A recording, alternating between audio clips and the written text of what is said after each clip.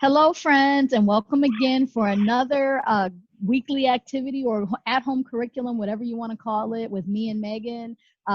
This week, we're going to be talking about all kinds of animals. We're in week 8, and it's also brought to you by the letter J. But we're going to pass it off to Megan first and let her talk a little bit about counting and numbers. All right, perfect. So I'm just going to go over a couple of tips on helping your children learn numbers. And so first, understand that numbers and understanding numbers is the basis to all math. And so really being able to build those skills when they're young, they'll just take that through with them through their entire education. So building the foundation early is really important. And so there are, of course, there's some expectations. These are general expectations, but if you have a child that's birth to, early toddlers, the idea is really that they're being exposed to numbers, that they're hearing counting. And then the older they get, so 2 to 3 is that they're expected to count from 1 to 5. And then that 4 to 5, before they go to kindergarten, they're expected to count from 1 to 20. So how can we help them do that? I've got a couple of strategies for you. Number 1 is exposure. So constantly counting things out. So if you're handing them their snacks, so here's your goldfish. How many do we have? 1, 2, 3. Oh, we have 10 goldfish. If you want to count body parts. And so when you're putting their shirt on them, okay, put 1 arm in and put 2 arms in. And then look at your eyes. You have 2 eyes looking at me, counting their little toes, things like that.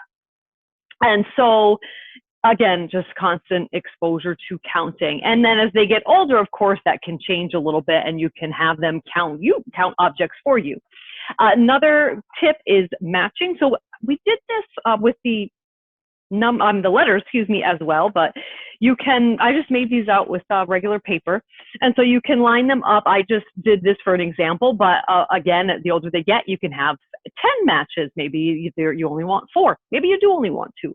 And then you're going to say, hey, find this letter for me. Find this number, And then, they'll find it and they'll match it up. You can play regular old memory the older they get. Something else I did put on the back here is, so just visually recognizing a number and actually being able to count are different things. And so I put the dots on the back side of these. And so you can have them match up. This is 1. How many? 1. And then you can also take these and I just have black beans here, but you could do it with anything, stickers or goldfish, anything, and give them a pile of the beans and have them count them out and just pair them up with the dots. So 1, 2. Just like that. Just find things you have hanging around your house. I had a bag of black beans hanging around my house. Dried black beans, of course, for the record. So that's a little bit about the matching game in these cards. But something else you can do with these cards is Play-Doh. Kids love Play-Doh. And so something else you can do is either you could do it without the cards if they're older and just have them form these into different numbers, or you can have them make them trace them over these. And so Cinnamon talked a lot about lines and curves. Well, numbers are no different. They're made up of all lines and curves. And so when remind them when you're putting that here, it's a line that makes the number 1, okay? And then curves, of course, for the number 2. And kids love Play-Doh, so that's always a hit. And then the last activity I have here, you can do this one with rice. You might have rice, you might have shaving cream, you might have sand. Again, black beans. And so this one is fun no matter what, even if there's no, guided activity with it. Just have this for a sensory activity for kids. But you can have them trace out the numbers. And so, of course, if they're older, you can have them write me the 10. And then, the younger they are, you can have them trace it over with your hand or just do basic lines and curves. And again, that's the foundation for, being able to recognize letters and numbers. And remember too, one last thing is for that mid-range, so those 2 to 3-year-olds, those younger kids, they will confuse their numbers with their letters at first because again, they're just seeing these lines and curves. So don't expect them to be able to differentiate. Well, they don't even know that that's a number. No, they're just seeing lines and curves right now. So they will get there. But that's it. Did you have anything to add or any other ideas? No, I think that was excellent. I really like the activities you came up with. And so, kudos. Thank you, Meg, Thank you.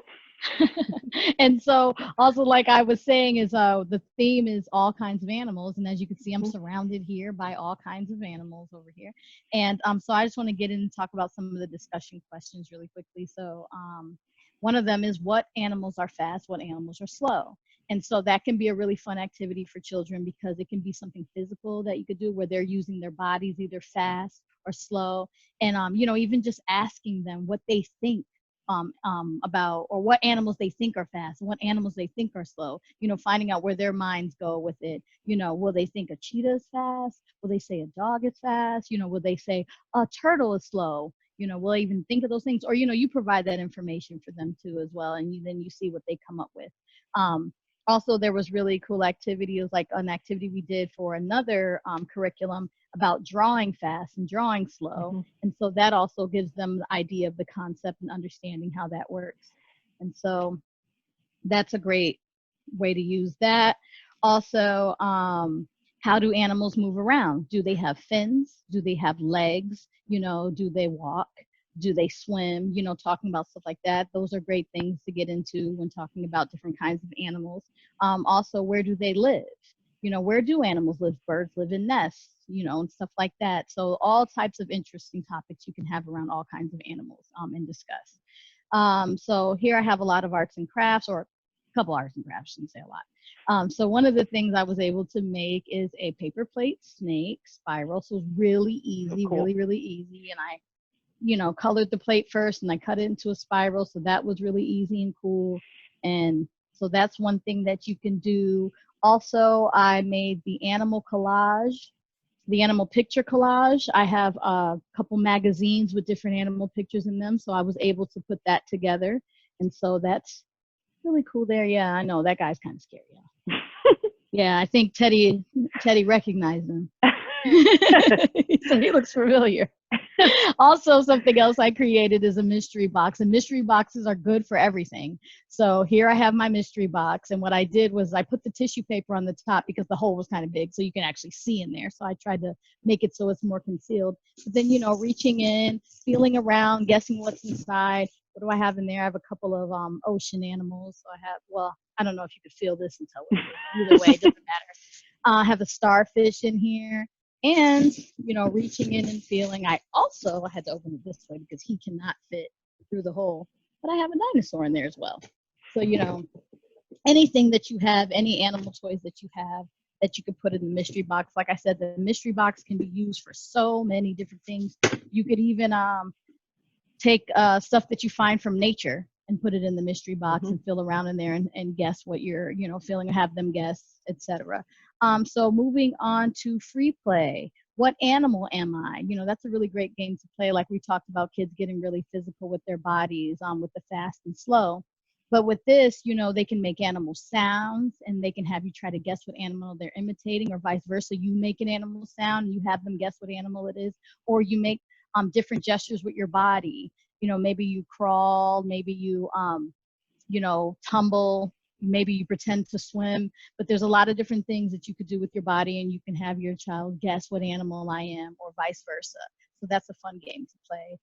As well, moving on to math and science. What do animals eat that we eat? And so I thought that that was very interesting because I don't know if children ever think about, you know, animals eating the same thing that they eat. You know, when you see your pets sometimes eat different things, things that you don't eat. But in the animal kingdom, they eat all types of stuff we eat. So you could talk about herbivores, you could talk about carnivores, you can be eating a salad and say, you know, who else eats salad like us? You know, rabbits eat carrots, rabbits eat lettuce. You know, you're eating carrots and lettuce like a rabbit eats, you know, or different things like that as well. So something else I want to talk about, outdoor time, just having a nature scavenger hunt and collecting things from nature that animals had anything to do with at all. So like I said, I have some, or like I'm saying, I have some sticks here. They're kind of big, but these sticks could have been used by beavers to help make their dams, or, you know, smaller twigs and stuff are used by birds to make their nests. I also have, which is really small here, a seashell that at some point an animal lived in. You know, that was home to an animal. And then I also have a very small wasp nest that used to inhabit wasp. But cool stuff like that that you can collect and stuff like that. And like I said, these are cool things that you can also stick in the mystery box and reach around in there and guess what they are. Let me see. Is that all I had as far as that goes? Meg, do you have anything that you'd like to add?